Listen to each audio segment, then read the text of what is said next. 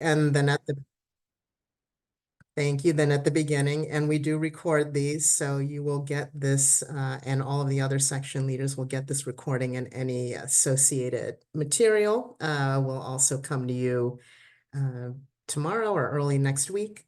So great to see everybody. I'm Rosa Maimi, Director of Engagement and Membership for AGU, and I think I know a lot of you, so thanks for joining us today.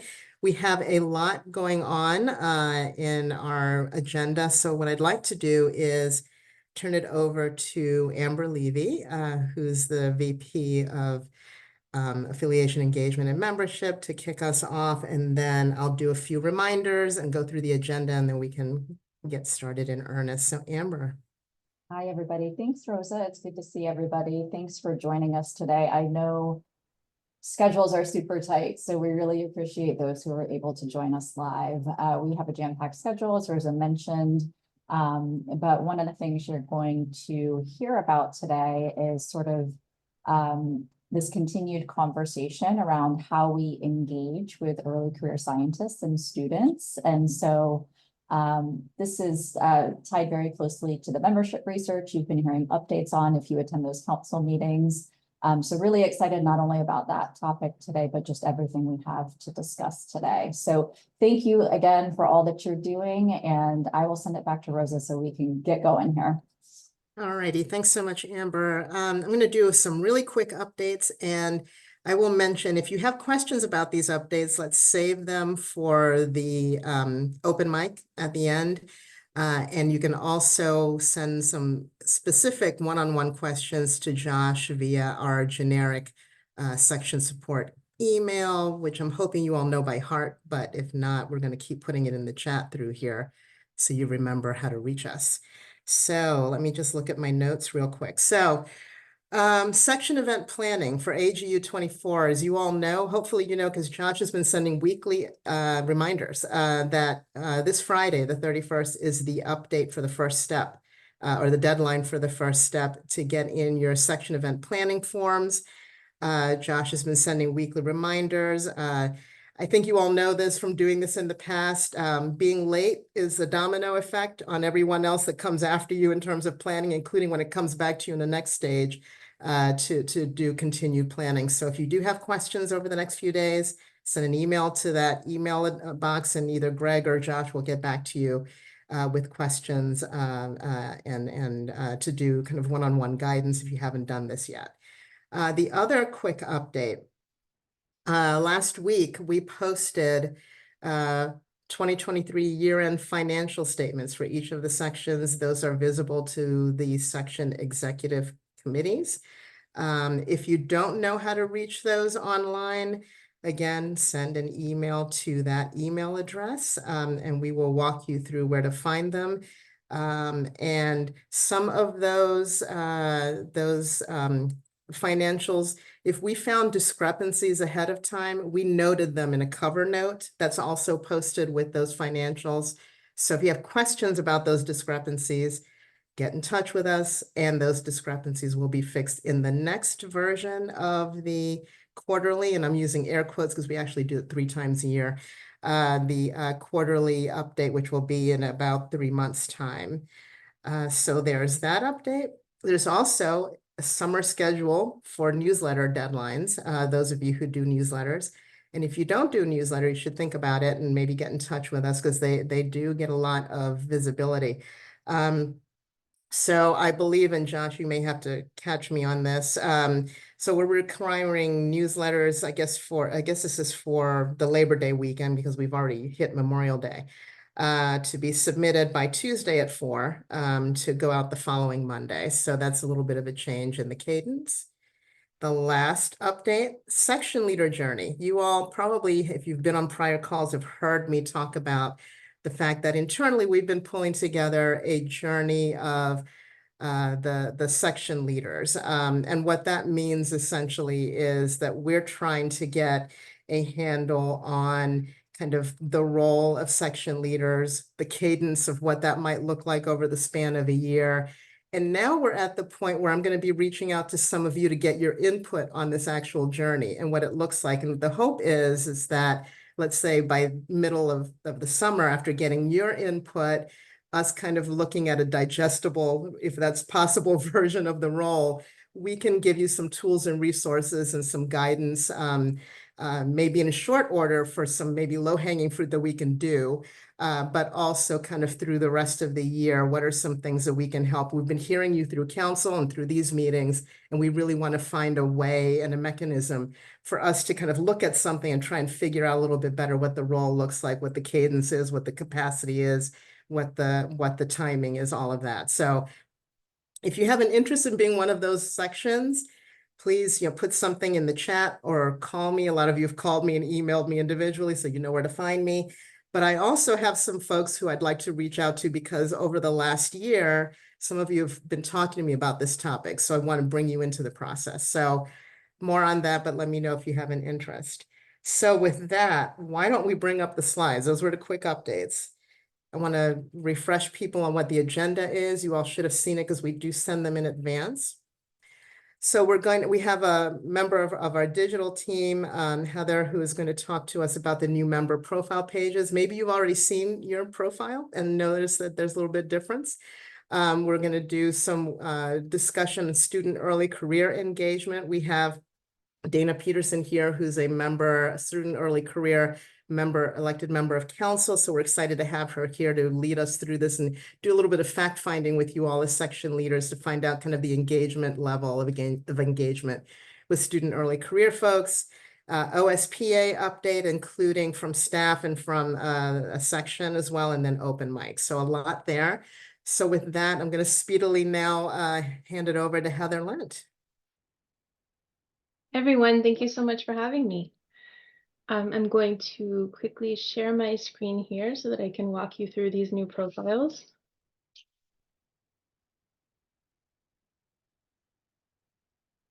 All right, so this is a screenshot of the old profiles. I don't know if you all remember these, but they were built about, I want to say 10 years ago. And they, did a serviceable job, I think, of kind of getting the information across about our members. But profiles are really a calling card for all that AGU does and all of the incredible work that you all do. And so I think it was time for a refresh and kind of a facelift to really showcase and celebrate all of the work that our members are doing. So we redesigned them and kind of the thoughts, the words that we wanted to really, celebratory is the word that we wanted. We wanted to celebrate you, celebrate our members, and celebrate your work. So it's a complete aesthetic redesign. There's not a ton of new functionality yet, although we will be introducing new functionality. But really, it was just a redesign, and so we wanted it to look beautiful, and we wanted to really kind of center the work that you're doing, your professional experience, and also put the kind of the socials front and center so that other users have a chance to collaborate and reach out to you, whether it's to look at your ORCID profile or to reach out to you on LinkedIn. We know that our users are hungry for connection, and so we wanted to make that as easy as possible. One of the other new features is that we put honors and awards front and center. We did that as a way to really honor everything that y'all are doing. And we give it a dedicated page. So you'll see that if you're on Honors Explorer and you click on an award on a person's citation, it'll take you directly to this new, where is it? Sorry. Here it is. Oops, sorry about that. Did it open? Really did. It'll take you to a dedicated honors and award page where it'll show you all of the honors for that you've won or whoever profile you're looking at. You can expand the details to view any videos that are associated with it and to read any citations. And it really gives kind of a dedicated space for all of the kind of recognition. And then scrolling down, we have a publications section where we're highlighting the 5 most recent publications. But then we're pulling out directly to a research page where we have every AGU publication or abstract in one location so that it's really easy to filter. So you can filter by publications or abstracts. You can search within the results. So you can look for a specific word or phrase to really drill down and find out, what and search within all of the person's publication history. So we pulled out publications and abstracts, and then we're also highlighting volunteer experience, also very important. So we again have a dedicated page just to show off all of the person's volunteer experience. Really want to celebrate it and highlight it. And then we have a view all research page, and this is just another entry into that kind of research page that I was showing you before. So one other piece that I wanted to mention is that these are all findable on search engines. So if you search for Nandita Basu and you search for that name on Google, this profile page will show up, and that goes for anybody who's got a public AGU profile. So I highly encourage you to update any information, any education, professional experience, anything that you want to add to it. Add a a research profile paragraph. Yeah, and you can do that just by logging in, and it'll take you straight to your to the kind of profile editing page. So that's all I have, unless anybody has any questions or comments. Thanks, Heather. This looks fantastic. I mean, it's really exciting to see the new look and the information really consolidated in a great way. Amy, you've got your hand up. Yeah, thanks. It looks really great. I had a question about the usage. I mean, many members will have, pages at their own home institutions or various other like LinkedIn pages. And my question is, are you going to have a sense of how much people are using this as a like a landing page for their research? Yeah, it's a great question. I actually get a report every week. Before we decided to kind of prioritize this, we researched kind of how much these are getting used. And I get a report every week telling me how often people update their profiles. And it's surprisingly frequent. I mean, we get hundreds of people updating their profiles every week. So we use that as kind of evidence that these are being used and they are important. And the other reason is that these will be kind of the foundation of a lot of new development that is coming in the future. One of the things that we're focusing on in the digital product world at AGU is creating opportunities for collaboration and interdisciplinary connection. And so we needed the profiles to be as easy to read and easy to use as possible, because they will be kind of the foundation upon which we will launch all of these new tools. So hopefully they will become even more used. Did that answer your question? Okay. Yeah, it did. And just one other thing I couldn't see, but do you have upcoming, like if I'm thinking it's really useful if you're looking at someone's member page to know what they will be presenting at the next AGU meeting. Is that going to be, or is it just historical? At the moment it's just historical, but that's a great idea. I'll add that to the roadmap. Thank you. Great. Thanks so much. Thanks, Amy. Thanks, Heather. We really appreciate your coming by and showing this. And I think we'll probably see you at some upcoming meetings too. So we'll see you again soon. Why don't we go to the next topic? And we're going to spend some time digging into student early career engagement through the sections. As I mentioned, Dana is a member of AGU's council and is an early career scientist at USGS. And Dana, I'm going to hand it over to you. Thanks. Hi, everyone. I'm Dana Peterson. As Rosa mentioned, I'm a geophysicist at USGS based in Denver and one of the early career representatives to AGU's council. We wanted to take a few minutes today to discuss the roles of student and early career representatives across AGU science sections. So we know that these roles can vary quite a bit from section to section. So we're hoping to take this time to share examples with each other of some of the initiatives and roles currently undertaken by your student and early career reps, and maybe identify some areas for improvement. Next slide, please. So this is an idea that came up during a recent call with the other council early career and student representatives. So I just wanted to give a brief intro of that group. So there are currently 6 of us. There's Matthew, myself, Lorraine, Jory, Adirunke, and Sierra. And hopefully you've interacted or met at least a few of us at the council meetings over the past couple of years. Next slide, please. So in addition to providing a voice or representing the early career student perspective at council meetings, we also have a couple of goals or initiatives that we've been working on as a group. One of these is to increase interaction with other student and early career representatives and members across AGU sections. So to do this, we've created message groups on Slack and Mentoring 365 circles, specifically for the section student and early career representatives. So if your section has a student and early career representative, please tell them about these groups. We've tried to reach out to kind of the latest lists that Liz and Pranoti have, but we know representatives are always changing, so we probably don't have everyone in that group. So please reach out to Liz, Pranoti, or myself, and we'll make sure to get them added. We started organizing quarterly Zoom meetings with the student and early career representatives to get to know each other and try to share feedback in terms of the roles that they're playing and see how we can work together on some of the early career and student initiatives. And to that end, we're also gathering and sharing examples of how the student and early career representatives currently engage with their sections.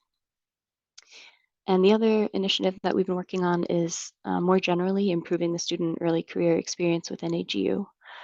So the big sort of task that we have on that front is an annual town hall at AGU, and this was started by the previous group of early career and student council representatives. And this is really just to provide a space for student and early career members to ask leaders about topics that are pertinent to them. So we'll have that again at this year's AGU meeting. And next slide, please. So to kind of set the focus for the discussion, we have a short 3-question poll for section leaders. So the first question is just, does your section have an early career student representative or a group of representatives? If yes, how much interaction is there between your section leadership and your student and early career representatives? With 1 being my SEC reps are fully autonomous, and 5 being my SEC reps work closely with section leadership in various roles, committees, and are involved in funding decisions. And then 3rd, do you feel your section would benefit from examples of how other sections engage with their student and early career reps and members? So we'll take a couple of minutes to let the section leaders complete that poll. Are folks seeing that okay, hopefully? A box just popped up on your screen. I can see it. Good.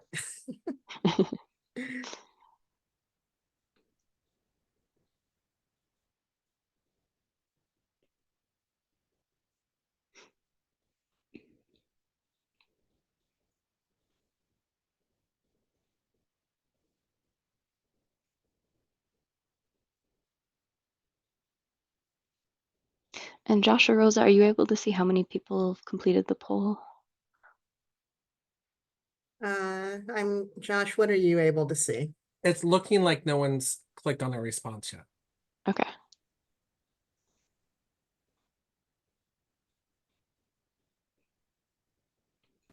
That's strange because I certainly responded a minute ago. And I'm actually seeing results. So Josh, you're not seeing results? Okay. No, I'm not. I'm seeing Well, I'm glad 100% someone- answered. Okay, I am seeing results. So why don't I go ahead and as I think a few of you are still voting, but let me just let you know what I'm seeing somehow. I don't know why I'm the only one seeing them. Does your I'm also- section, you are, Greg? Okay. I see 100% have answered. Okay, great. Thanks everyone for answering. So in terms of the results, because I'm not sure who can see this, does your section have an early career student representative? 96% have said yes, 4% have said no. That's one person has answered no, 22 people have answered yes. If yes, how much interaction is there between your section leadership and your ECS reps? 0% for 1. Okay, so okay, 1 being my EC Fully reps are fully autonomous, yeah. autonomous, and 5 being okay. So 9% for 2, 27% for 3, 27% for 4, 36% for 5. Third question, do you feel your section would benefit from examples of how other sections engage with their early career student reps and members? 86% have said yes, 14% have said no. Great. Thanks everyone for completing that. Okay, next slide, please.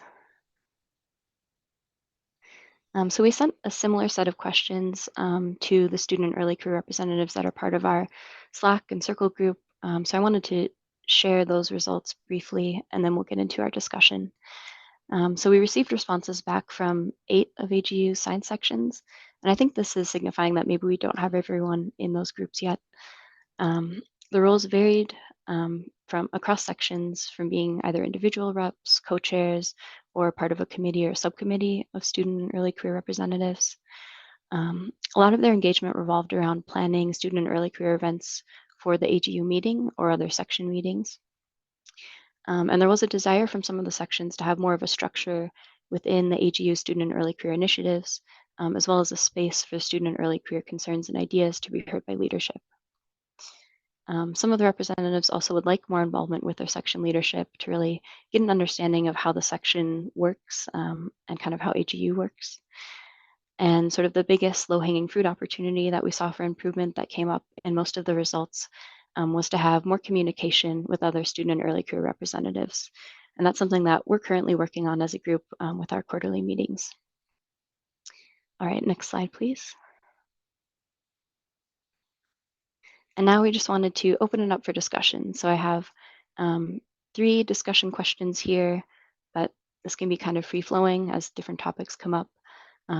So let's start with, can you please discuss the level of involvement and satisfaction that your student and early career reps have within your section? So we've heard a bit from students and early career representatives, and I know some of them are on this call, so we welcome their voices as well, but we'd love to hear feedback from the section leaders too.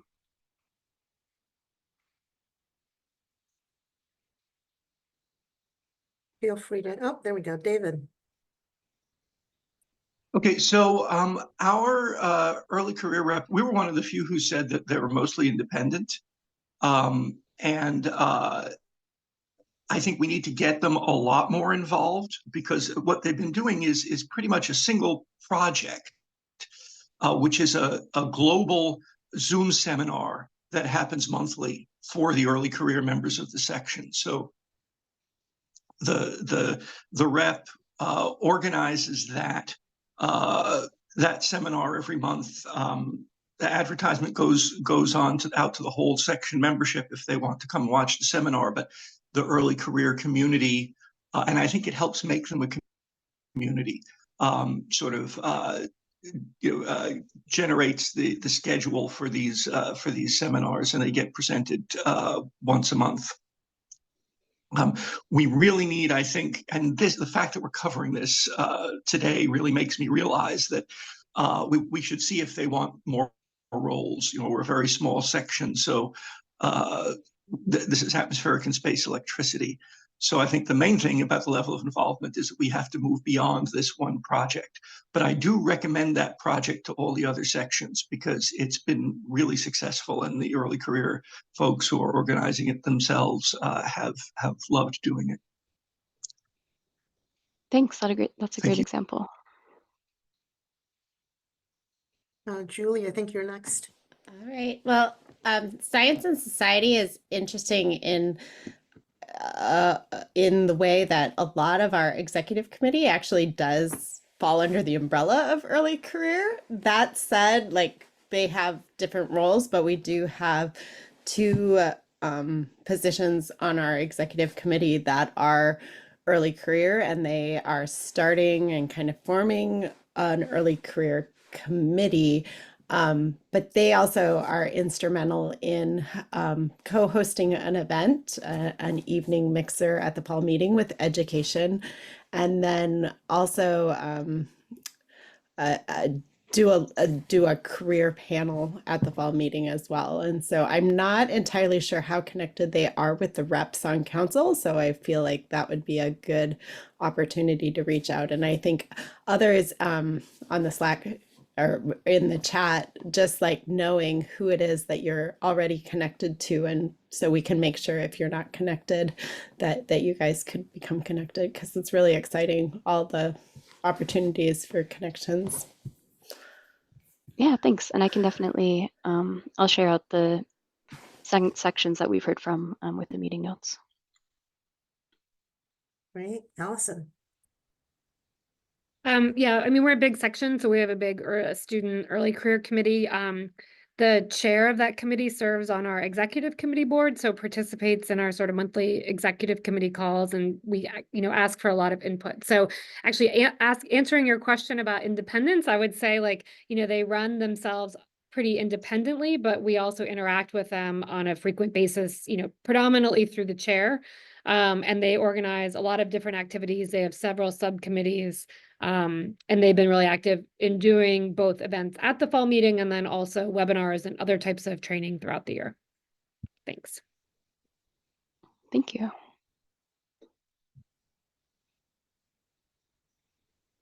And Stephen. Yeah, hi.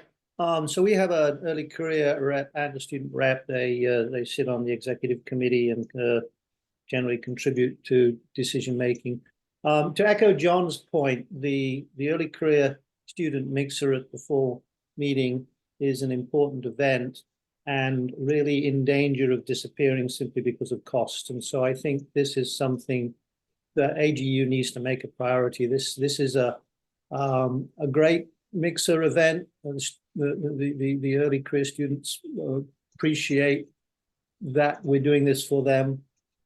But quite frankly, the cost of a cube of cheese and a glass of wine is got to the point where there's danger that the section can't support it financially. So Thanks. That's a really good point. Dana, do we want to go on to the next question? We also have some good comments in the chat that we can all take a look at. I want to make sure you get to your discussion too, though. Okay. Yeah, so I know we've kind of been covering 1 and 2 together, so let's jump to the third one.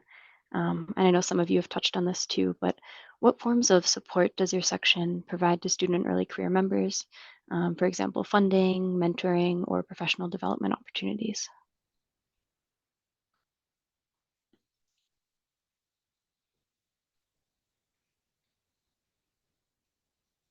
Any more comments?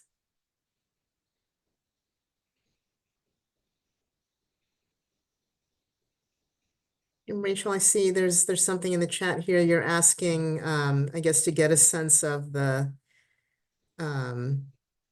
distribution of membership in each of the sections. So that's probably something we can work on together with Dana and Josh, kind of based on what we know. Part of today is kind of a fact finding, right? We don't always know what the sections are doing from a staff or even leadership perspective across sections or across leaders. So Suzanne. Let's see. Hi, is my audio on? Yes. It is. Okay. EPSP, the Student Early Career Group, works more or less autonomously, although we do have a liaison who works closely with them and serves on our executive committee, and we work more through the liaison than directly through the students. But they do a couple things. One is that they run a mentoring program, which is apparently quite successful. But they have decided that they do not want to have a social event, an official social event at the meeting because of the expense. And so instead we know this is not sanctioned, and it's not an official event, but they informally arrange for a meeting in a pub somewhere during the meeting, and that's been their response to the costs. So it is an issue. The cost is an issue that keeps rearing its head with respect to the social gathering for early career student members. We do run a student early career event, but it's pretty focused and relatively small. It's not open to everyone. Just a select number, a limited number of tickets available. Thanks. Yeah, I'd love to discuss funding more. I don't know if we have time for that today, but let's hear from Matt first. Hi, thanks, Dana. Good to see you. Yeah, you too. I was just gonna mention on the funding front, so for our events, we have been doing a trivia night with a bunch of other sections, which I think is a great event, but this year we're gonna try an experiment of doing something that was just focused on us and one other section.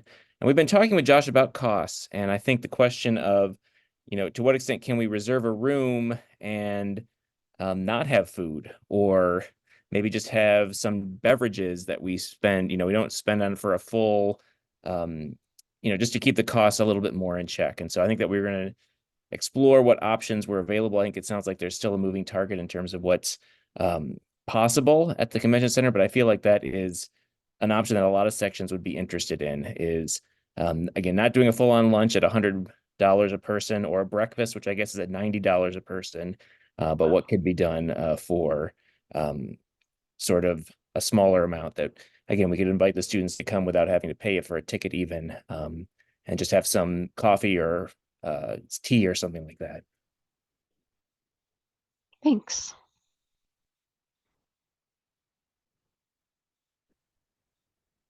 Hi, Rachel Abercrombie from Seismology here, just picking up on what Matt said. And thinking about it, I appreciate that when you go to a big convention like AGU, everything's happening on this large scale and things cost a lot of money. It's an expensive, this is the way it works.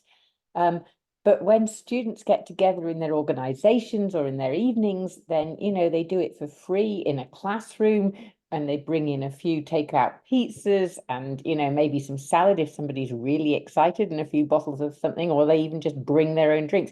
And I think it's this disconnect between what students see in, their day-to-day lives of being a student, an early career, and what happens at a meeting like AGU that is leading us to the problems. So I can see that, it's just a disconnect, I think. Thanks. Thank you.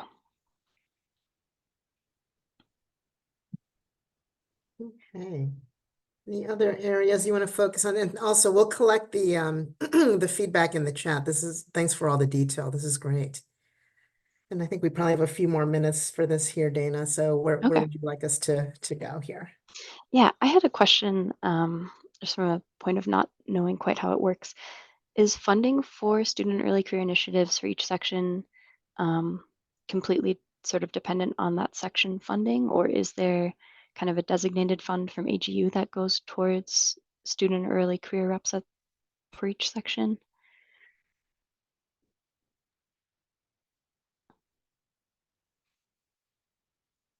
It sounds like it varies depending on what a section can contribute to their student early career members. And I would invite sections to kind of chime in on how they do that, but also there's some things associated with the annual meeting. And Greg, I don't know if you want to jump in with some of that information, but some of that also gets is part of the planning for AGU 24. So Greg, did you want to jump in on any of that? Sure. Every section gets $5,000 in board designated funds for their student and early career activities. Okay. They can use it for a student early career event. They could use it for OSPA. They could fund extra student travel grants from their section, or use it for caregiver grants. So every student has the same amount, $5,000 they can use every year. They basically just spend the money, and it shows up as a line item in their financial statement that board designated funds were used for those events. It doesn't come out of the section fund. But there are some of the events, larger events, do get more expensive. So, 5K funds may not entirely cover those events. That's why you have to use section funds for events where they're, where the price tag is like $70 to $100 per person for a luncheon or a reception with an open bar. Thanks, Greg. Thank you. And thanks, Eric. Thanks for you putting in some other clarifying stuff in the chat. That's really helpful. So we are tight on time, so I would suggest a couple of things. And I've talked to Dana about this. We want to have her and the early career folks continue to come to these meetings and, have kind of a regular slot if possible, and continue to talk about these things. also, Rachel, to your point, yeah, we had a lot more questions than we kind of narrowed it down for this 1 hour meeting, but I think we do want to do something in terms of whether it's a survey or some other way to get more fact finding, as I mentioned, to get more information about student early career. So we'll continue to talk about that. And we will probably in the next few months, within the next few months, start talking more about events for AGU 24. I think we're waiting to kind of get some of your feedback on the initial planning with the deadline that I mentioned earlier of getting your forms in on Friday, and we'll have a better sense of kind of the whole environment of what section events might look like, including student and early career. So much more to come. Dana, we really are glad you were able to be here. Anything else you want to say to kind of close us out? Yeah, just thanks to everyone for your participation. We kind of kept this brief to see what the engagement level was like, and it sounds like people are really interested in this topic. So I can definitely share some of the results that we've gathered so far, and I'll work with Rosa to put together a short poll for section leaders too, so that we can all kind of gather basic information on how many reps sections have, what kind of roles they play, and things like that. So thank you, everyone. Thank you. Really appreciate it. And Eric, we're going to put you on the spot in addition to to helping us with the chat. I appreciate that. You and Ricky to give an update on OSPA, and then we're going to invite sections to also talk about OSPA. So Eric and Ricky, over to you. Sure. Thanks, Rosa. Hey, everyone. I think you've probably seen me before on these calls, but if you haven't, I'm Eric Hankin. I'm the Assistant Director for Career and Student Programs at the AGU. I've worn many hats of the organization, been here for about 13 years now. And joining me is my colleague, Ricky Anderson, who will speak in a second, but Ricky's our Program Manager for Student Programs and Grants. And so as it relates to OSPA, Ricky is the primary POC. She manages the program, and I help oversee it in addition to some other programs as well. If you can go to the next slide. So to start things off, I just want to do a quick reminder of what the Outstanding Student Presentation Awards program is. That's it's funny, at AGU HQ, we say OSPA, and the community all calls it OSPA. So whichever way you want to go, but it's the Outstanding Student Presentations Award. So primarily the program is meant to provide useful feedback to students presenting at AGU's annual meeting about their presentation and research. It's also a nice benefit to student presenters too, and that provides some peace of mind that by signing up for OSPA, they're going to have some scientists from outside of their institution actually viewing their presentation at a major international conference. Now, in addition to this feedback piece of the program, OSPA also provides the means for sections to evaluate and recognize really outstanding work by students in their scientific field. Not all sections have section awards that are specific to students, so the OSPA does meet that function. And OSPA has been around for decades. So the award has some real cachet in our community. We know from testimonials that winning an OSPA can really help students land their dream job after finishing their degree. And our member data research has actually shown that students awarded OSPAs are more likely to continue their engagement with AGU and in their membership journey with AGU, publishing in our journals and attending future meetings. I don't think there's much surprise there. Now, despite the benefits of the award part, our survey research shows that the overwhelming number of students participating in OSPA say they do so for the feedback. If you go to the next slide. So let's look at some metrics from AGU 23 and the OSPA program. So OSPA is a massive program with several thousand participants and volunteers. There's a common misconception that all students presenting at annual meeting are automatically signed up for OSPA. That's not the case, but we have a lot that are. And about a third of our student attendees at AGU 23 participated in OSPA as a presenter. While we always strive for 100% of all students receiving at least one evaluation, we'd love all of them to get 3, but our basic goal is let's get everyone at least one evaluation. As far as I'm aware, this has never actually been achieved, at least not in the 13 years that I've been at AGU.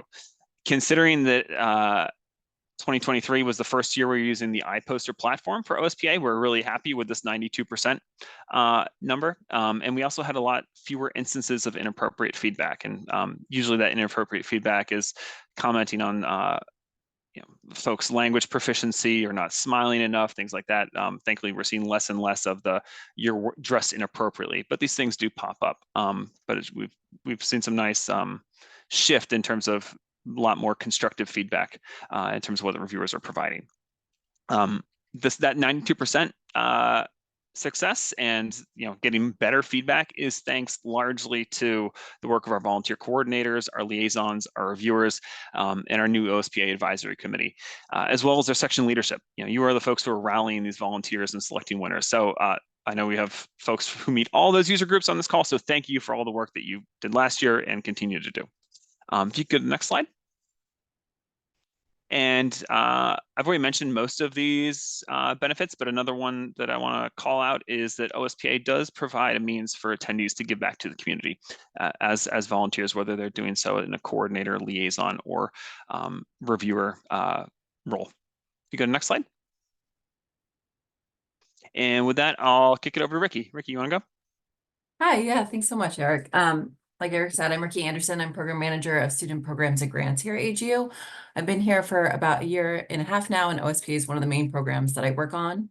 Today, I'm going to talk about some of the challenges identified by the OSPA community in 2022 and the updates we made to alleviate some of these pain points in 2023.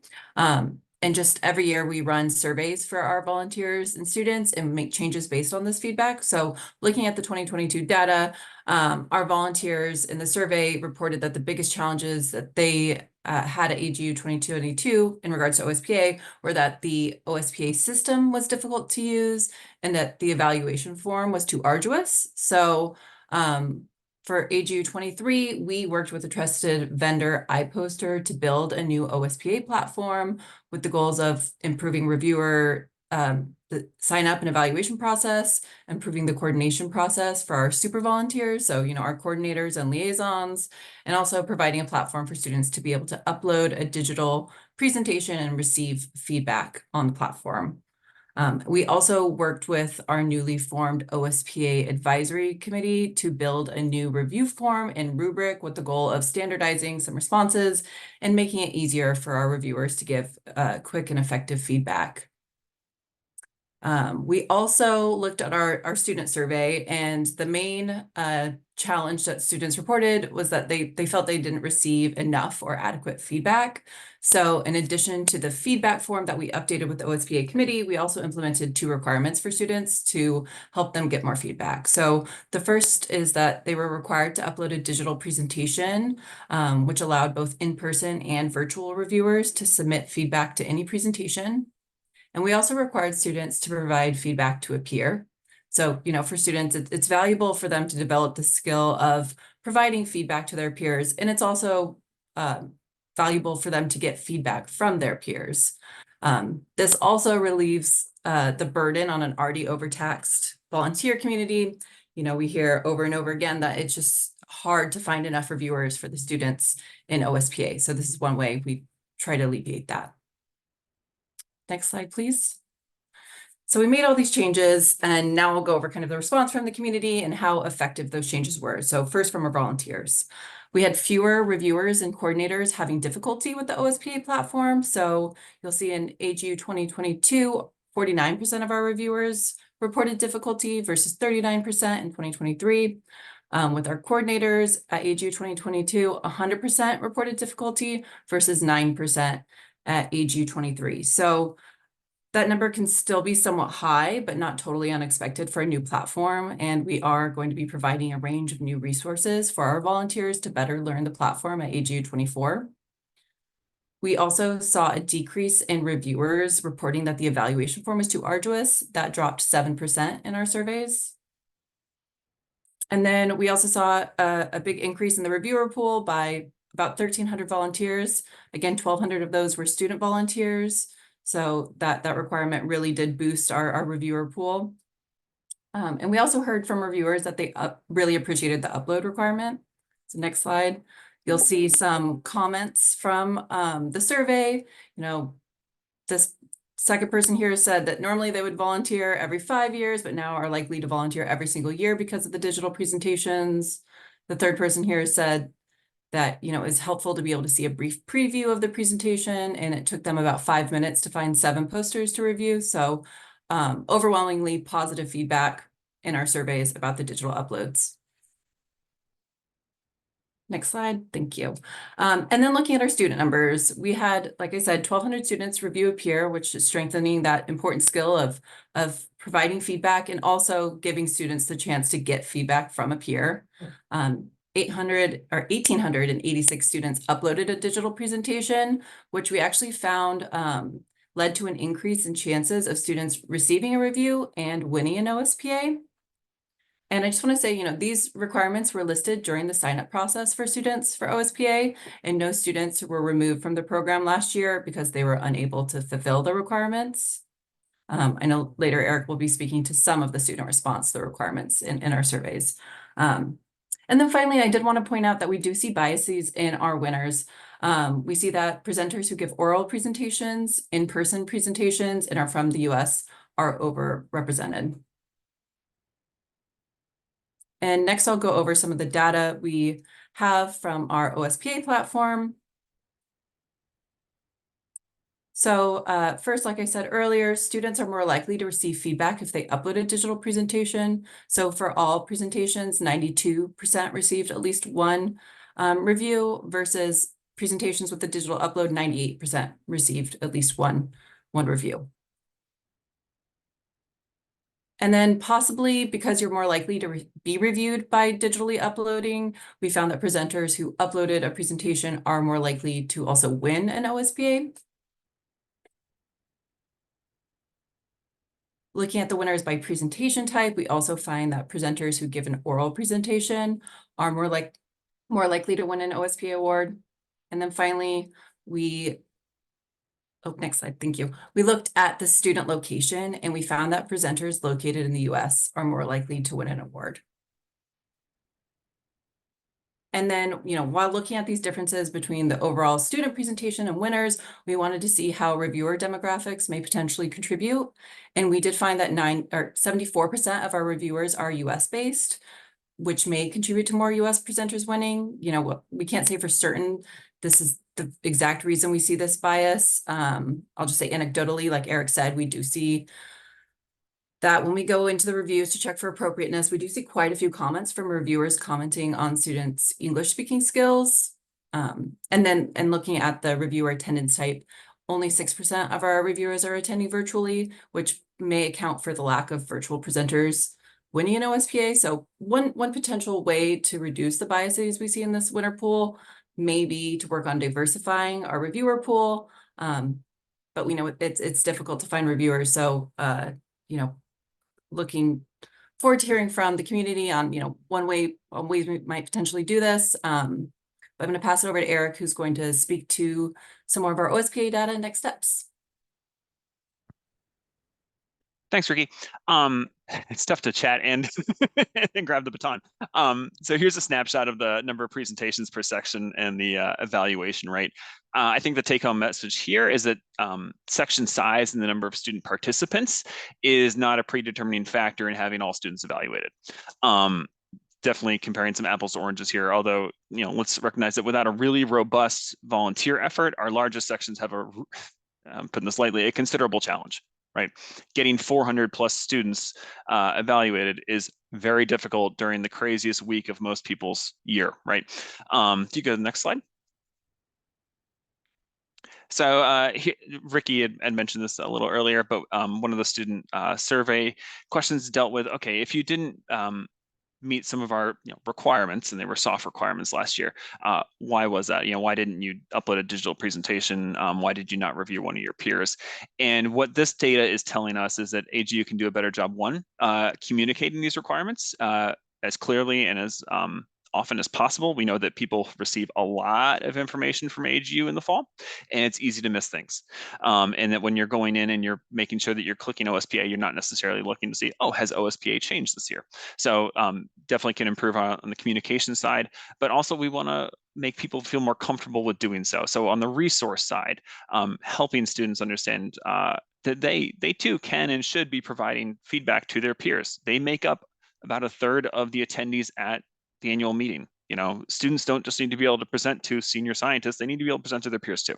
And your feedback is useful. But what does that feedback, how can you make that feedback useful? What does it take to give constructive feedback? As well as, what it takes to give a digital presentation and what how that can be pretty simple in iPoster, or how you can really you know, if you have the time, take the time to adapt your presentation to that software, whatever, you know, floats someone's boat. If you go to the next slide. And you know, on the digital presentation side, you want to understand from reviewers, okay, how did you actually use these? You know, Ricky shared some of the testimonials, but we know that reviewers did go back and use these digital presentations after the meeting to help with their reviews, that they found it very useful to do so. I myself, in reviewing some oral presentations that I couldn't see in person, was surprised at how well I could view an oral presentation in the OSPA platform. You know, I did have to toggle over to find them because it would just import the or give the link to the entire session. But in some ways, it was easier to view the slides and hear than it would have been in the room. If you go to the next slide. So I don't want to make this seem like everything's all rosy, right? OSPA has some challenges. You know, the annual meeting is a crazy time of year for people. There are so many things happening. There's too many things happening, and there's too many things happening before the meeting and after the meeting. So trying to get find reviewers, get these get not only find reviewers, but also get the reviewers to submit evaluations, have the time to do so, and really give the necessary thought to give constructive feedback is a major challenge. There is still some confusion around, on the student side, around the inconsistency of awards that sections give out, both on the who's receiving the award, you know, if there are specific allocations to undergrads versus masters versus PhD or presentation types, as well as the award benefits. You know, are you receiving a certificate, or are you getting complimentary registration to the next year's meeting? We also know from the platform side that the lack of mobile functionality that we have had with well, our last two platforms for 2023 with iPoster was an issue. You know, folks want things need to be more mobile friendly, and for this first go around with iPoster, it was not that easy to be able to pull up the OSPA site on your phone, sign up to be a reviewer, and provide feedback. It really was meant for a laptop or, you know, PC experience. You know, something, you know, sitting on a desktop. You go to the next slide. So that takes us into what's next. And really the two take-home messages here. One, we know from iPoster that they recognize not only that for OSPA, but just in terms of their business in general, that they need to be more mobile friendly.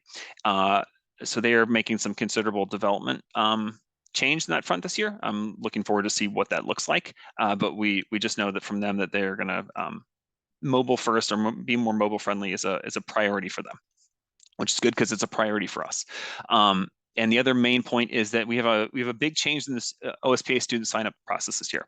For the last 3 or 4 years, it had been during abstract acceptance that students would say they wanted to take part in OSPA. We are shifting that to abstract submission.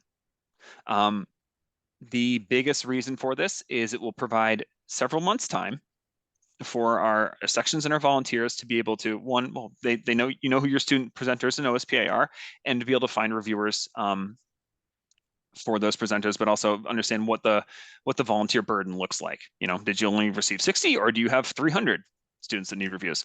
But also, as we're talking about providing more training and resources for our students and for our volunteers, this is more time for people to actually potentially be able to go and take advantage of those resources. We're probably over our 10 minutes, Rosa, so I'll stop here, and we can turn things over. All right, thank you so much. Really, really appreciate it. I do want to give, I think there's a couple of folks from SPA who are going to talk about their work in the space around OSPA. Judith, I think you're on, maybe a few others, so I'll turn it over to you. Yes, hi. So my name is Judith Santa, and indeed I'm going to talk about the OSPA SPA coordination. Lindsay and Gonzalo, they could not be here today at this time, so that's why I'm presenting. I'm a member of this team only for 3 weeks now, so unfortunately I don't have hands-on experience yet, but I would like to ask you all to give your feedback and comment your comments and ask your questions in the end, so I can forward them to our team members. And next slide, please. Yes, so the SPA section covers a vest and couple system. Therefore, it is subdivided into 3 subsections. The next one, please. The first section is aeronomy. This concerns the Earth's ionosphere, thermosphere, mesosphere, auroras and airglow, lightning and planetary atmospheres and ionospheres. Just to give a feeling about the size of the OSPA, SPA subsections, is that last year we received 89 evaluations for 32 presentations in this subsection. The coordinator for this subsection is Lindsay Goodwin, who is also the lead OSPA coordinator for the SPA. The next one, please. Yes. The second and the biggest subsection is magnetospheric physics. This section concerns geomagnetic storms, magnetospheric substorms, the magnetic fields and currents of the magnetosphere, the magnetopoles, and the magnetospheres of planets and small bodies in the solar system. In the past fall meeting, for 52 presentations, we received 136 evaluations, and the coordinator for this subsection is Gonzalo Cuccio-Padin. The next one, please. And the third subsection is the solar and heliospheric physics, which concerns the solar wind, coronal heating, flares, coronal mass ejections, magnetic reconnection, collisionless shocks, and helioseismology. For 40 presentations, we received 112 evaluations in the 2023 fall meeting, and I am the new coordinator for that. The next one, please. So we were asked to present our process because it seemed to be successful with historically with receiving a lot of reviews for students. So what do we do? In August, we received named and unnamed AGU travel grants that we evaluate and submit to AGU independently. There is no coordination at this step. And then the OSPA process begins for us when we get access to the online portal where we can see the presentations. So initially, we sent emails to the SPA community to encourage participation in the OSPA program as participants, like students or judges. That's for early career and mid-career scientists. So we send out these emails by early November. The next one, please. Yes. So then, in the first days leading up to AGU, and often even during AGU, we make sure that each presentation is being evaluated by pinging session conveners. Also, we need to reach out to our local network to find judges. Therefore, it's very useful to have 3 coordinators for each subsection. Or we also, as a last resource, have to evaluate ourselves some presentations.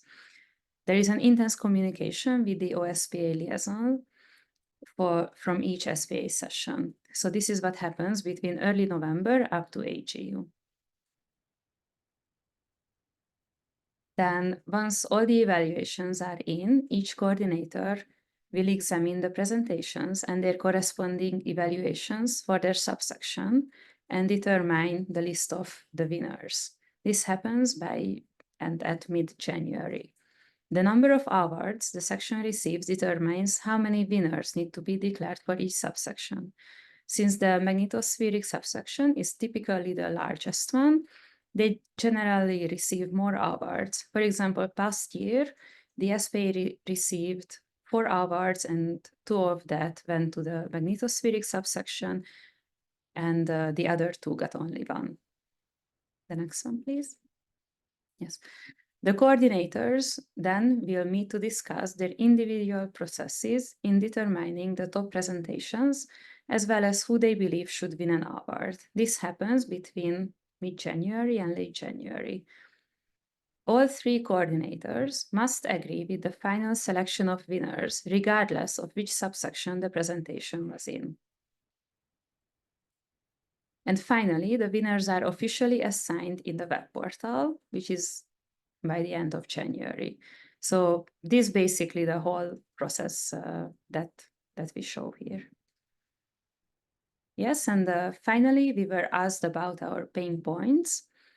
So as Ricky and Eric said before, as always, we never have enough judges. So it's a lot of effort to get each presentation evaluated. Also, at the moment, it is hard to fairly evaluate presentations, which are, in which cases, either the evaluator or the presenter is virtual. This also led us to change the methodology in the evaluations, and there is a higher emphasis on the actual posters and slides than the presentation style. And finally, having a separated online poster session in January makes it very difficult to get judges for those posters. And thank you for your attention, and we are open for your comments and suggestions. Thanks, Judith. I want to acknowledge that we're at time, but glad to stay on for folks who want to continue to ask questions for a few more minutes. Tyrone. Hi, a question for Ricky and Eric. One of the issues, the UI UX experience with the platform, when you go to fix this problem with the mobile access, how is it going to be dealt with? Is this going to be a new contract with the company to fix it, and it's going to happen this year? Will user experience and user interaction be forefront in this? And secondly, there's another issue with the platform in that liaisons currently aren't able to do the same things with the platform we used to be able to do. For example, assigning and unassigning judges, which was necessary in certain circumstances. So it creates an additional problem there. The second question relates to the amount of money being given to the early career awards. There are some issues with regards to inflation, as we're all aware of. How has AGU been dealing with the amount of money, that $5,000 contribution, and how has it risen relative to the, say, 23% inflation we've had between 2019 and today?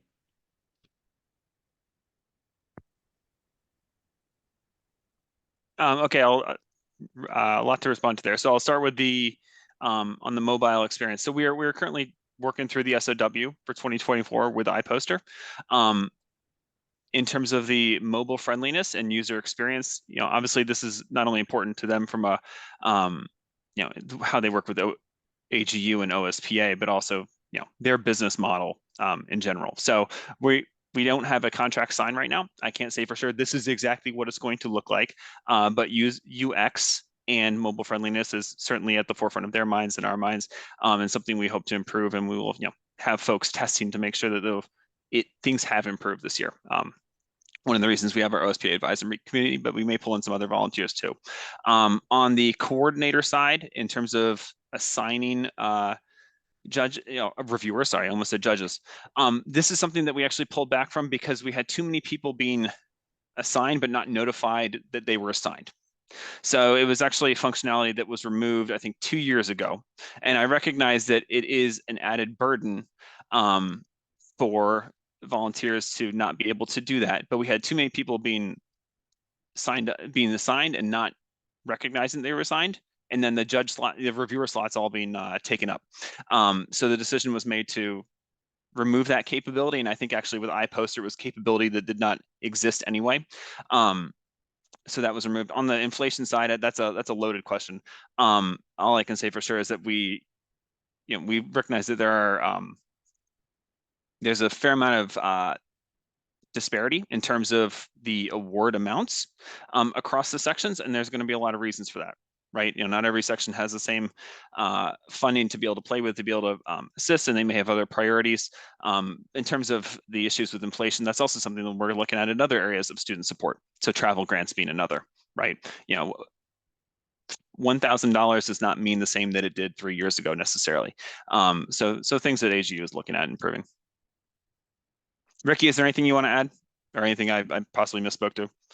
Well, just anecdotally, we got a lot less confusion from our reviewers once we removed the function of coordinators and liaisons be able to sign them up, just because so many people were being emailed hey, remember to submit your review. And they were like, I never signed up to do this and I didn't see the presentation and what do I need to do? Versus now we have buy-in from the reviewers when they sign up, right? It's in their hands to really volunteer themselves. Just one point, I asked about unassign. It wasn't just assigning. Sometimes we have to unassign people who have signed up by accident and just forget to do it or have no interest in doing it. So we've had that issue too. So the issue isn't just assigning, it is being able to unassign to free up the slot. I will say reviewers can unassign themselves, which they weren't able to do in the past. So in the past, admin had to go in and unassign folks. And now reviewers themselves have the capability of, oh, oops, I signed up for this and I have a conflict. Let me unassign myself. Well, we can talk with iPoster about that, Tyrone. And it's something we can build into the training resources, both for coordinators, liaisons, but also reviewers to know what their capabilities are and aren't as it relates to stuff like that. All right, Rachel, you've got your hand up. Hi, yeah, just a quick question while we're talking about the iPoster and giving feedback to students. One thing I've wondered about is there some way that when you just click on a poster to look at it in iPoster, before you leave or as you try and leave, it automatically says, you know, send your name and a message saying thank you for sharing to the person whose poster you looked at, and maybe enabling you to then add to that, but at least just something which means that by no extra effort for the person who looked at it, the person whose poster it is discovers that somebody did actually look at their poster, because the lack of response is continuing to be a terrible problem. And I mean, I keep encouraging people whenever, you know, if you're complaining no one said anything about your poster, well, did you say anything about theirs? And how about hitting that button? But if it just was a sort of more automatic, the same way that someone in a poster hall can see the name of the person who stops and glances at their poster, that might be possible.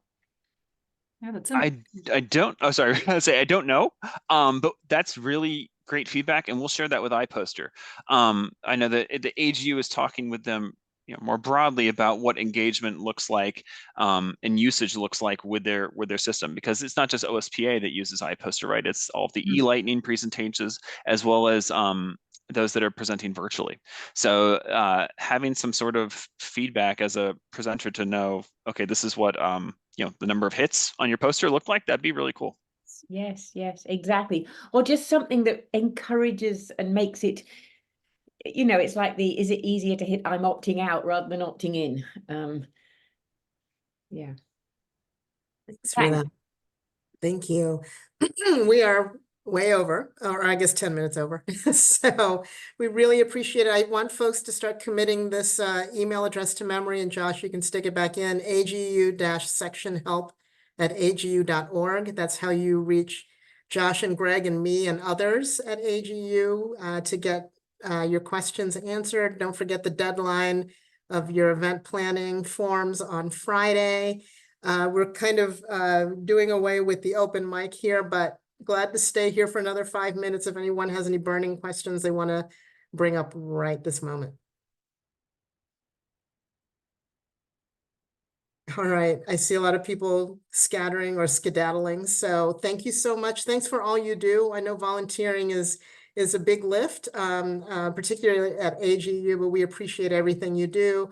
And like I said, I'm going to reach out to some of you to do the section leader journey so we can get more underneath that, actually. So see you all next time.